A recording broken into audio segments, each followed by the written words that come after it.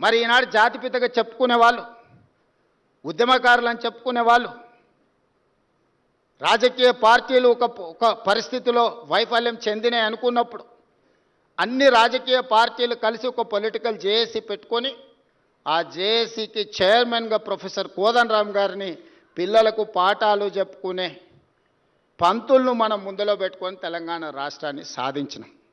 వారు ఉద్యమకారుడు కాదా? ఉద్యమాన్ని నడపలేదా? రాజకీయ పార్టీలను అన్నిటిని ఒక తాటి మీదకి తీసుకురాలేదా?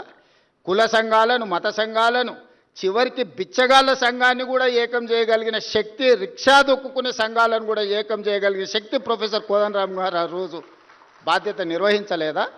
ఇదే రావి నారాయణ రెడ్డి ఇదే హాల్లో అన్ని రాజకీయ పక్షాల సమావేశాన్ని ఏర్పాటు చేసి జానారెడ్డి గారి ఇంటికాడ నుంచి నాకు తెలిసినంతవరకు ఇక్కడికే వచ్చి ఆనాడు తెలంగాణకు అనుకూలము కాదు, ఆ తెలంగాణకు వ్యతిరేకం కాదు, ఆర్ఎస్యు నుంచి ఆర్ఎస్ఎస్ వరకు, కమ్యూనిస్టుల నుంచి కాంగ్రెస్ వరకు ఏకం చేసి తెలంగాణ ఉద్యమాన్ని ముందుకు నడిపించిన ప్రొఫెసర్ కోదండరామ్ గారు ఉద్యమకారుడు కాదా? మరి అలాంటి ఉద్యమకారుడైన కోదండరామ్ గారి ఇంటి తలుపులు బద్దలు కొట్టించి పోలీసులతో ఈడ్చుకపోయేటంత నేరం కోదండరామ్ గారు ఏం చేసిండ్రో మీరు అధికారంలో ఉన్నప్పుడు ఉద్యమకారులకు జరిగిన అవమానం మీరు అప్పుడే మర్చిపోయినరా?